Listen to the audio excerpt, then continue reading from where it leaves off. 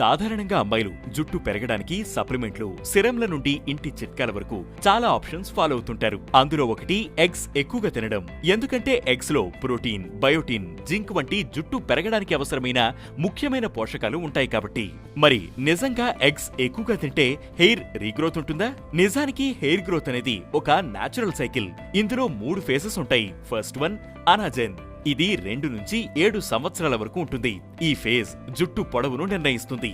Second one catagen. ఇది transitional phase, కొన్ని వారాల పాటు ఉంటుంది. ఈ ఫేజ్ లో జుట్టు ఎదుగుదల మందగిస్తుంది. Third one telogen. ఇది రెస్టింగ్ ఫేజ్, సుమారు 3 నెలలు ఉంటుంది.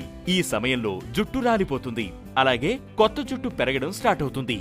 ఈ మొత్తం సైకిల్లో కెరాటిన్ అనే ప్రోటీన్ తో పాటు మరికొన్ని పోషకాలు అవసరం అవుతాయి. ఆ పోషక లోపాలు జుట్టు రాలడానికి దారితీస్తాయి. ఒక పెద్ద ఎగ్ లో సుమారు 6 గ్రాముల ప్రోటీన్ ఉంటుంది. గుడ్డు సొనలో సుమారు 10 మైక్రోగ్రాముల బయోటిన్ ఉంటుంది. ఈ బయోటిన్ కెరోటిన్ ఉత్పత్తిలో కీలక పాత్ర పోషిస్తుంది. గుడ్లలో మితమైన జింక్ ఉంటుంది. ఇది కుదుళ్ల చుట్టూ ఉన్న నూనె గ్రంథులను మెయింటైన్ చేస్తుంది. గుడ్లలో ఉండే ఐరన్, సెలీనియం జుట్టు కుదుళ్లను బలంగా చేస్తాయి. గుడ్డు సొనలో ఉండే యాంటీ ఆక్సిడెంట్లు జుట్టు ప్రభావితం చేసే ఆక్సిడేటివ్ స్ట్రెస్ నుండి కణాలను రక్షిస్తాయి.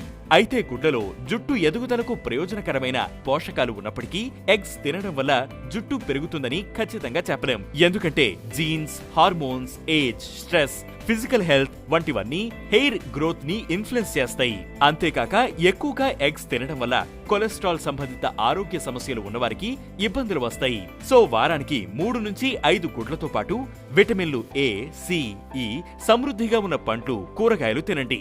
గుడ్లు తినడం వల్ల వచ్చే ప్రోటీన్, పోషకాల కారణంగా జుట్టు ఎదుగుదల ఉంటుంది, ముఖ్యంగా పోషకాల లోపం ఉన్నవారిలో. అంతేకాని కేవలం ఎగ్స్ తినడం వల్లే హెయిర్ గ్రోత్ ఉండదు.